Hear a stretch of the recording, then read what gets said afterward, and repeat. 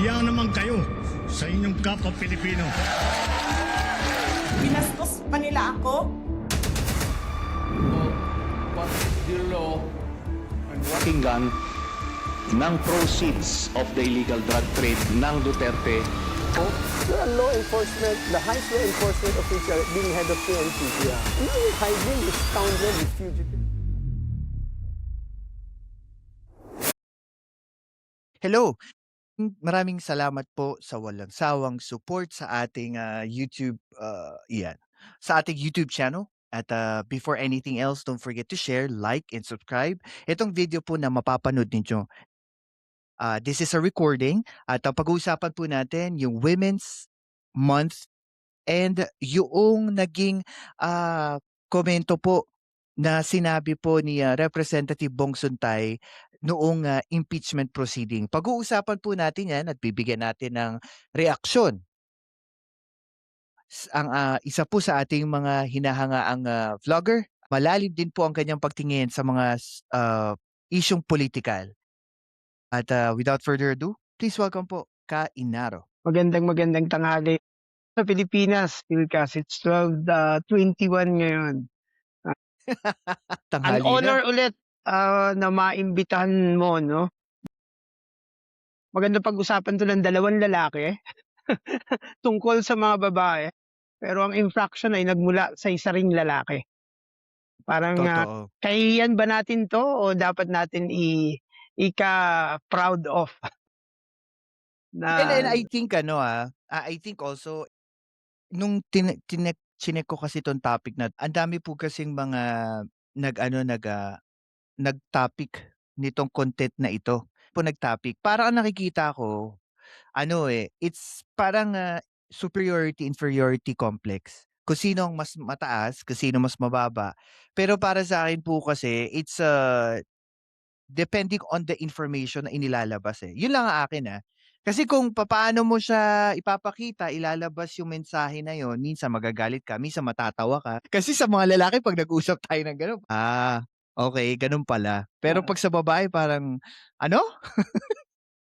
Sila yung Diba gender parang issue rin. it's Alam mo yung tayo naman mga lalaki nagkakaalaman tayo. Kaya siguro yung iba, parang matter of fact lang. Kasi pag mga lalaki hmm, nag-usap-usap, parang totoo na parang di issue yan dahil parang normal.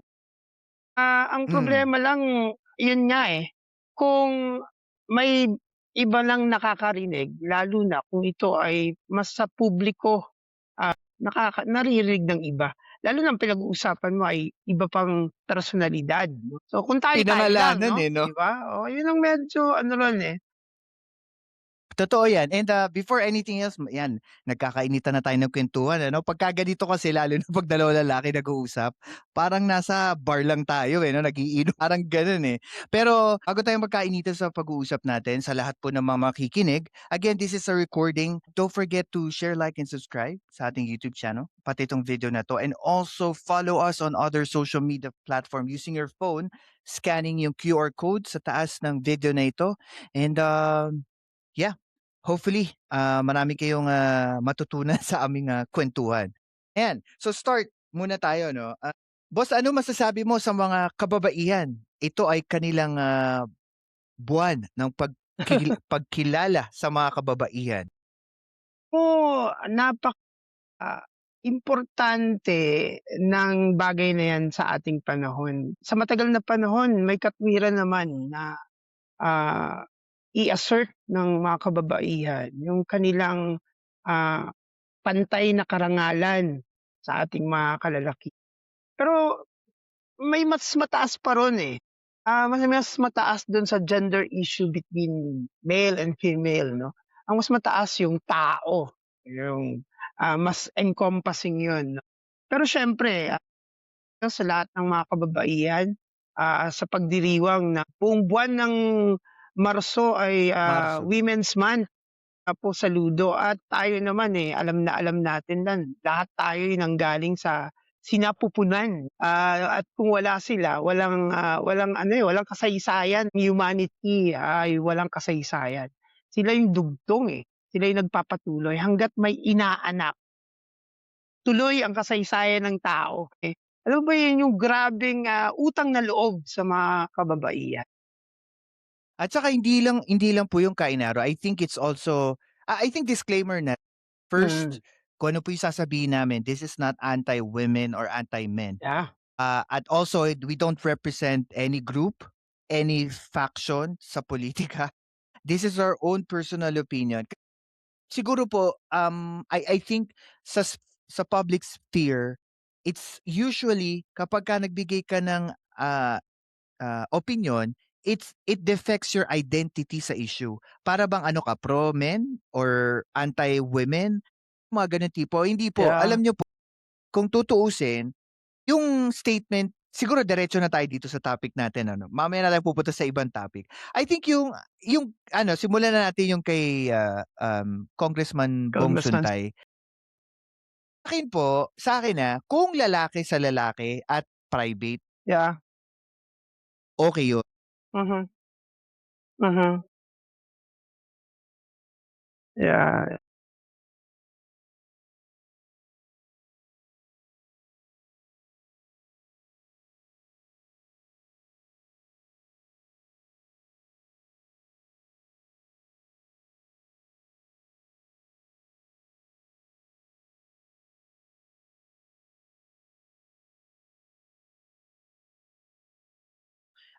Bilang lalaki muna.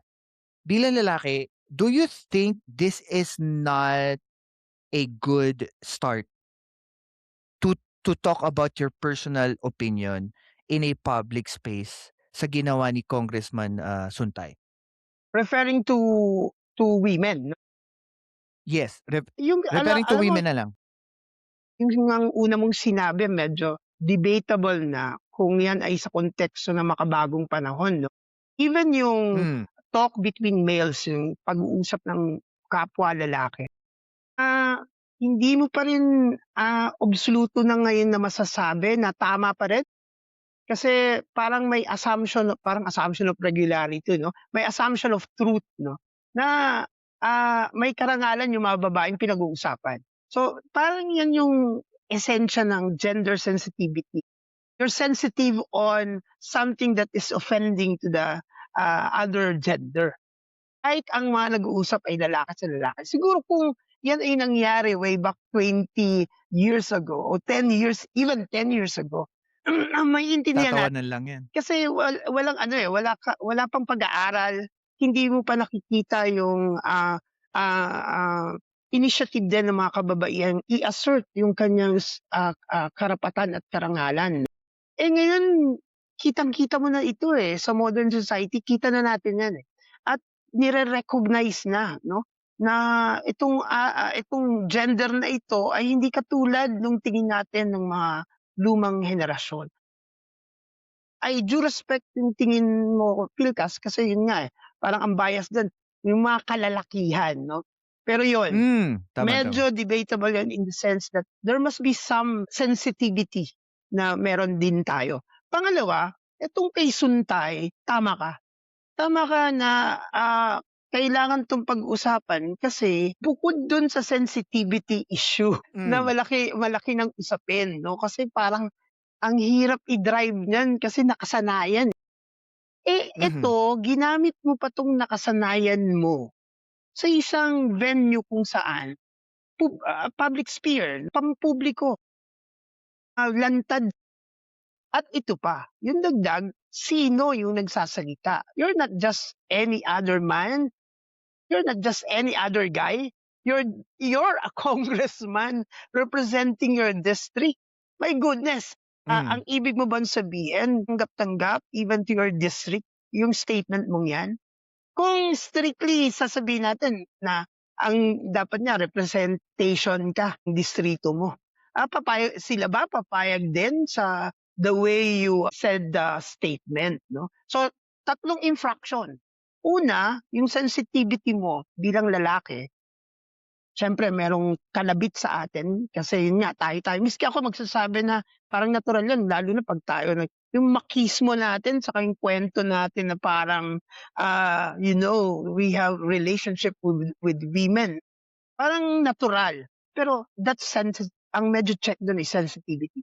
Pero pinalala yung issue ng public statement at yung possession of the person who is telling the statement, delivering the statement.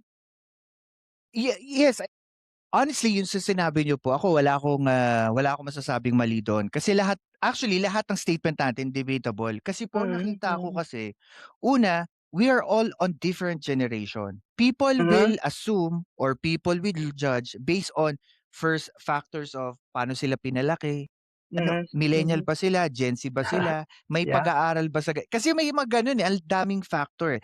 Pero I think it's a good thing to our listeners, either you respect or you don't respect other gender, there should be a proper place and a proper time to say what you wanna say. Kasi sa totoo lang, who can assume na yun ay totoo, joke lang or wala siya respeto sa babae? No one can assume unless tanungin mo siya. Pero para sa akin kasi I think I think this is yung sa akin para pong debatable, and I want to ask your opinion about this. I think na sa punto na siya po ay opisyal ng gobyerno, mali yun. Pero kung tatanggalin natin yung pagiging opisyal niya ng gobyerno, sa akin, 50-50 ako na okay yung ginawa niya sa hindi okay. Kasi kung nandun siya sa session, pero hindi siya representative, kunwari, ano ba yun tawag doon? Ano po yun yung sa kongreso? Ayun, person. Research person, pwede kasi pumatik yun at sa joke kasi hindi naman yun considered as like statement ng isang government official. I think dun yun yung parang nagiging ano ko po parang blanket ko dun sa sinabi niya kung hindi siya naging kongresista. Ano pong tingin niyo po diyan? Ako, babalik ako rin sa issue ng sensitivity. Immediately, said that, no? Check din whether tayo naman dalawa nagkakaintindihan. Pero check din on both of us. Pero ang konteksto ng checking ko is the current modern society. Yan, Yeah. parang assumption yan nung current context ng lipunan mo ngayon na may general na pagtingin na tungkol sa mga kababaihan. Though debatable yung pangangatwiran, alam mo, there's certain things like general truth o universal truth, yung paggalang, yung karangalan, yung pagkakapantay. General truth yan. Truth yan sa lahat ng panahon, truth sa lahat ng pagkakataon. Ibig sabihin, alam mo, yung panahon ng Kainaraw, nawala po yung mic, sorry. Nawala po yeah, nagalaw niyo po ayan nawala. I think nagalaw niyo po ata yung connection, wala po ako naririnig. Siguro tanggalin niyo po tapos lagyan niyo ulit, if ever naka-wire. Meron kanina tapos nawala. Oh, sige, yeah, mas maganda. Yan, mas malinaw.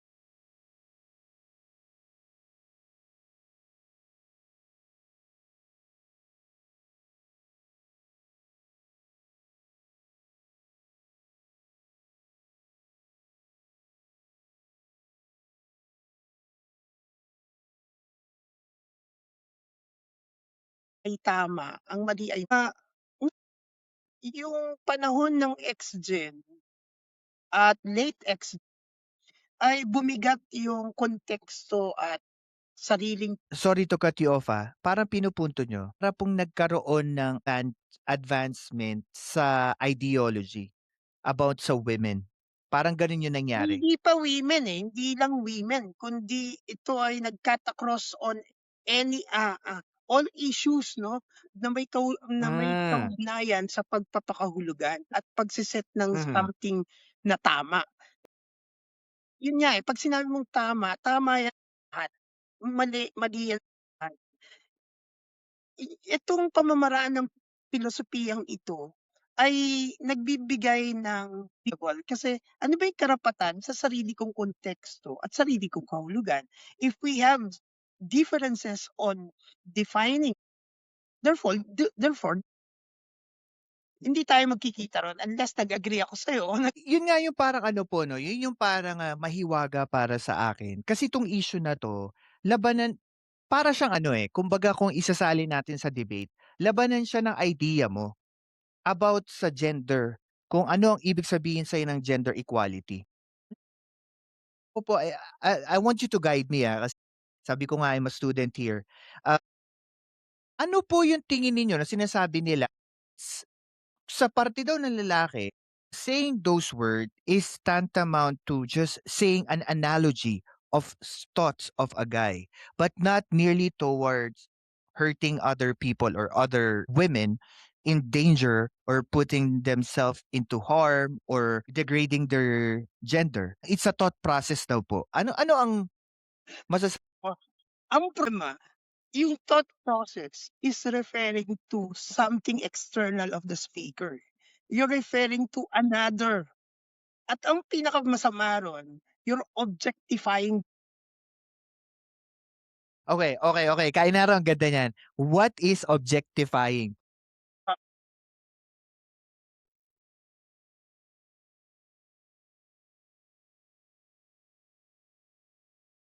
Hmm.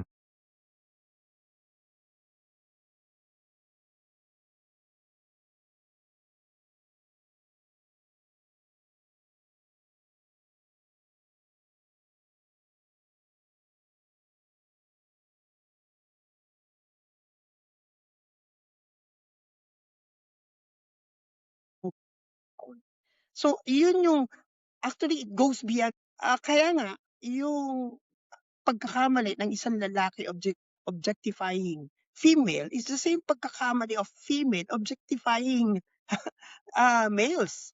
So it's the same, no? Because you reduce the subject to hindi ka na hindi ka na tao, kundi ikaw na lang ay isang bagay na pinagpapatasan. So yun yung nagiging pagkakamali ron, whether it's a joke or not a joke or it's a serious. So hindi siya pa dun bumabagsak yung Pero po sa tingin niyo po, because this is gender ano, siyempre everyone has their opinion. Sa tingin niyo po kailan nagkakaroon ng silver lining sa mga opinyong pang-gender? Kasi ang tayo parehas na lalaki, so ang pinag-uusapan lang natin yung designated to the person's imagination. And then parang sinasabi ng ibang kalalakihan, bakit kami lang bang mga lalaki, tulad nga ng sinasabi niyo objectifying other gender? 'Di ba, yun na ba yung sukatan ngayon kung anong tama't mali porket may lalaki lang nagsalita? Gano'n po yung nagiging diskwento ng ibang kalalakihan. Ano po masasabi niyo diyan? alam mo nga, luma na rin 'tong pinag-uusapan natin kasi ngayon, multi-gender na, eh. Hindi na gender na lang ng babae, lalaki 'to, eh. Pero just the same, pumupunta ako ron sa root of the at sinusubukan ko, ng root of the matter is the innate, dignity o karangalan no. Yun yung Mhm. puso ng usapin. Whether lalaki o babae kay Suntay, whether si Suntay ang nagsalita o isang babae to Suntay, if you are objectifying ka, so walang katwiran dun whether yan ay pabiro o nasabi mo. Tapos in terms of yung nasaktan, yung parang lens diyan hindi rin siya nakangiti, dun sa kasi siya yung nagre-react, eh. So therefore, whether sinasadya mo o hindi mo may epekto siya, eh, ay. So kung ah, ah, may kahulugan yung ginawa mo, nakakasakit siya regardless. Pero ito, kung ang ano naman po, sabihin na natin let's go with, probably motive. Hindi naman niya gustong makasakit, sinabi puwede niyang sabihin din 'to na it's inside the freedom of speech. Kahit na nakakasakit siya o nakakaupindi siya, kasali pa din siya sa freedom of speech. Ano po masasabi niyo? We talk now of the limitation of that right. Mhm. Freedom of speech doesn't give you the license to use that against another person with the same freedom. So, freedom of speech, hindi refer mo sa sarili mo. Pero once you begin referring to, you must back up that with evidence or proof. 'Di ba? Lalo na kung ito ay offending o nakakasira doon sa pinag-uusapan. So, yung freedom of speech, hindi na lang siya isolated from other freedom. May freedom of pride. The fact na nagpangalan ka, you infringe that freedom. So, justify ng freedom of speech yung infraction sa freedom of and public space even, 'di ba? Yung safety. When I was looking on this material, nakita Mm. ako na there was a ethics complaint na hinain sa kanya, and I think it was pushed by, I think, group of makabayan sa Gabriela. Parang nag-interview pa nga si dating Representative Lisa Masa about this. Sinasabi nga na mali kasi na, as what you said, parang objectify yung women. Pero ako lang kasi, I'm more into, like, I'm not debating anyone. I'm not saying na mali ang mga opinion ng tao. Pero para sa akin kasi, feeling ko lang, parang nasobrahan naman ata yung reaction ng tao sa sinabi niya. Yes, may nasaktan. Pwede naman sigurong private ano na lang, 'di ba? Or I don't know, public apology or something. Pero kapag kasi kinasuhan ng ethics, parang hindi kaya it's way too much? Opo, kasi parang eto hindi ko sinasabing mali siya, sa mga makikinig, again, disclaimer, hindi ko sinasabing tama siya, pero sa akin lang, ang gusto ko lang palitawin dito, yes, may pagkakamali siya at kino-condone ko 'yun. So, u isn't it way too far 'pag kinasuhan mo pa siya ng ethics? Kasi para mangyari, parang ano na 'yun, 'di ba, parang, that's your personal privilege as a government official to say something. Yes, puwede kang sabihan, pero 'pag kinasuhan ka sa ethics, parang ano na 'yun, 'di ba, parang 5 steps more from what he should be But yun ano, experiencing.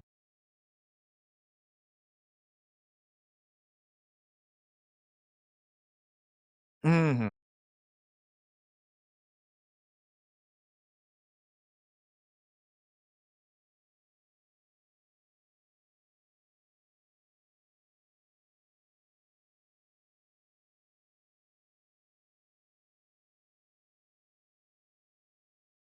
uh, a gender bias or an insensitive gender statement, no? Tapos kasi sa analysis, sa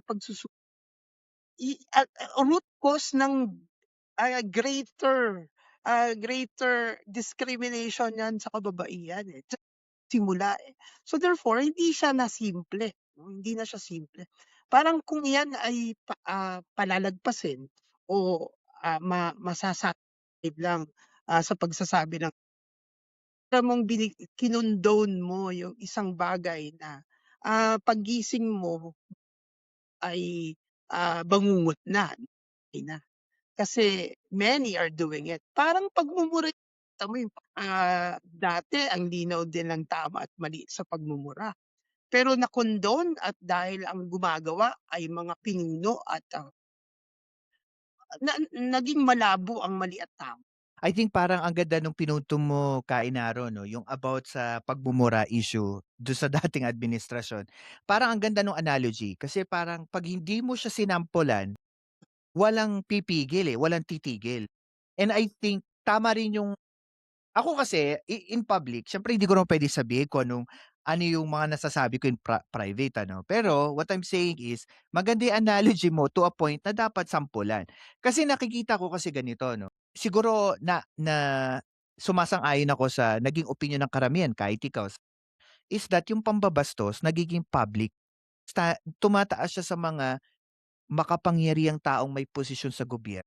Which is dapat hindi natin yun ang akin, hindi natin binababa o point na parang kwentong barbero lang ang pag-uusap na parang kahit anong sabihin mo pagka kumakain ka sa labas, kainuman mo si kumpare, parang gano'n din ang ginagawa mo sa proseso ng isang sabihin na natin ng isang, proceeding sa Kongreso. Which is now for me, that's I think do'n tayo magkakasundo na binaba niya yung standard, nung nagsalita siya do'n, and I think tama din yung punto na talagang dapat ma-stop 'to kasi yung pambabastos parang nagiging normal which is yung nangyari before. Ang mahirap lang dito, I think napapansin ko kahit siguro pa nakita niyo yung mga interview, pinapaliwanag niya pa yung sarili niya na para bang ang mali yung nakaintindi ng maling pagkakaunawa. Eh, kung sinasabi niyang analogy niya lang yun, sa'kin naman, siguro kung bibigay siya ng analogy, siguro iba na lang. 'Di ba hindi na lang tao, siguro pagkain o kaya siguro gamit, 'di ba? Kasi tingin ko diyan parang naging offensive siya nung may sinabing pangalan. Yun yung nakita ko sa ano, social media, eh. Tapos sa lahat, ang isa pa 'no, ah, component nung isyung 'yan, yung Hmm, pilit na paghihiwalay ng what is imagination, motive 'no? Napag-usapan na natin 'to, eh, difference ng motive mhm. at intention. Kasi yung intention 'yan yung motivation 'yan ay pero sa galaw ng buhay hindi naghihiwalay ng intention. Ay, Kainara, may question ako sa'yo, diyan sa sinabi mong 'yan. Is it the same principle that we use sa libel cases? Yun, diyan nga nagkakaroon ng complication when you use Hmm, legal principle. Kasi sa legal, mhm, mag-iiba yung motive saka yung sabagay lalo na mhm, sa mga kaso vital yung establishing of 'no. Kaya kita mo miski yung gusto kitang patayin, hindi necessarily I'm already committing murder or homicide. Kasi gusto ko pa ng ikaw patayin until after na o subukan kong patayin ka, dun pa lang ako nagkakaroon ng criminal case, eh. So yung intent napakahalaga sa usaping legal. Pero mhm, yun nga, eh, sa praktikal na ayan pumapasok ulit yung basic na na conflict between what is moral and what is legal. Not all, mhm. ah, yung general truth of a society, saka yung debatable truth. Yung parang ano bang tawag diyan, relative 'no, relative truth. Parating nagbabago yung anyo niya kung sino ang nagsalita. Pero hindi totoo, eh, activity, ng definition at ng context. So, tingin ko yung kailangang balansehin pag-uusapan. Kasi kung hindi, it can set another generation and 'no, na ito na yung paniniwalaan, ganito yan, Philcast. Nung panahon na malinaw ang mali ang lahat nung henerasyon yun. Pero nung ng crisis dun sa mali ba talaga siya o nagbibiro lang o Mhm. parang, ano lang, eh, bahagi na ng lengguwahe. So, suddenly the following generation will treat pagmumura as not necessarily mali. So, until another generation na wala ng mali sa pagmumura, lahat ng ipapanganak Oh. So parang sinasabi niyo po you're touching base on the generational aspect nitong sitwasyon na 'to, na kung hindi siya siguro kokontrolin or tatapusin, puwede pa siyang mag-continue, eh. Sa totoo lang, what you actually said is perfectly correct. Yun ang nakikita ng mga bata, eh. What they see on the older generations, that's how they do it. I think lang ang nagiging mali lang dito is that may mga tao na they try to explain it the way they want to explain it, na marami ang naiimpluwensyahan. The other way around din parang gano'n. And I think na this kuwentuhan na ginagawa natin, nabibigyan natin ng linaw either or, they believe on us or not. They can say na merong other opinions kasi naniniwala ako sa sinabi niyo kanina, it's subjective and objectivity. And also, not all morality is legal and not all legal can be assumed to be moral. I think na malaking, importansya yun, especially we are geared towards social media. Kasi sa social media ano, eh, lahat open, lahat sinasabi, lahat ng mura nandiyan. Actually lahat na nga subjective na doon, eh, 'di ba? Kung hindi mo lang titignan. 'di ba? Yan yung nakikita natin sa social media, and I think that's how our culture, our new generation now is being geared towards na it's mostly what is appealing to emotion is a lot better than what is logically correct, I think, if I'm not mistaken. Pero we're on the last part ng ating pag-uusap. Ang ganda na naman ng pag-usapan natin. Mukhang hindi ko naalaman na we are more than 30 minutes. Sa lahat po ng mga nakikinig, dahil tayo po recording, kung may gusto po kayo itanong kay Kainaro, lagyan niyo lang po sa comment and we will try to answer it. Tapos sa mga nanonood po, don't forget to share, like, and subscribe tong YouTube channel at itong podcast natin. And also, you can also follow us using your phone. Scan nyo lang po yung QR code using your phone if you're watching on tablet, PC, or TV po. And so, last part ng ating pag-uusap, actually two-part topic to, pero I think this is well-defined topic para sa ating dalawa. Kaya na-stress out ko 'tong issue kay Rep. Bong Suntay. I think last part nito, ang gusto ko sana malaman, as a guy, with your personal, opinion about all of this issue, gusto ko sanang malaman is, with the generational, effect nito, negative or positive, ano po yung nakikita niyo na parang kabuuang maging epekto nito sa nakararami? Na maaari kasing mabigyan sila ng misinformation or disinformation kasi ito yung nangyayari na ngayon, eh. Marami na lumalabas na may tama, may maling so, especially sa mga kababaihan, ano ang tingin ninyo na maaaring dapat gawin nila para ma-filter out nila 'to at paano natin as tayong kalalakihan to probably control the generational aspect na sinabi niyo po kanina? Kung response ng, sektor ng 'no, na Sige po, sige po.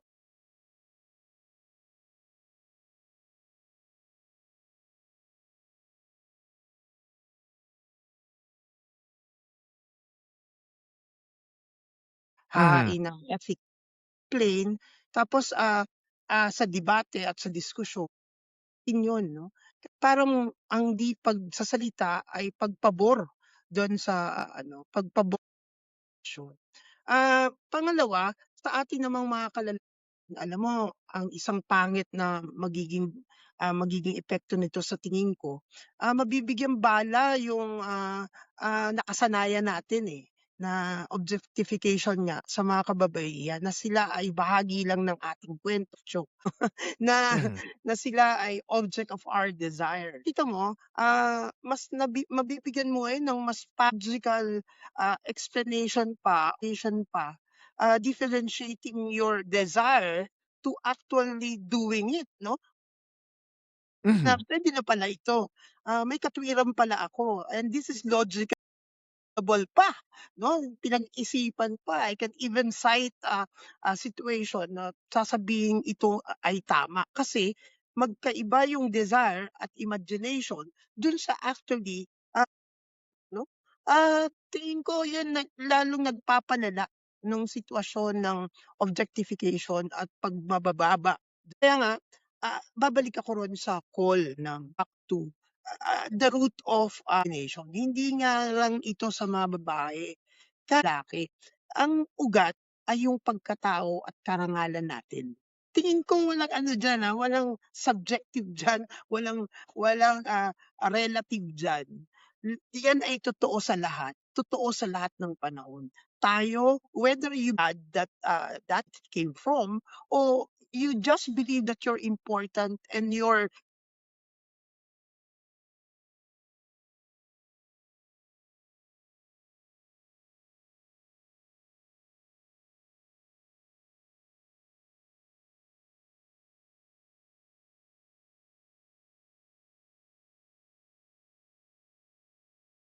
mhm. dun. Kailangan nating ingatan na masira sa mga darating na henerasyon, relative and being Correct. Kainaro, naku, maraming salamat sa pagpasyal sa ating channel.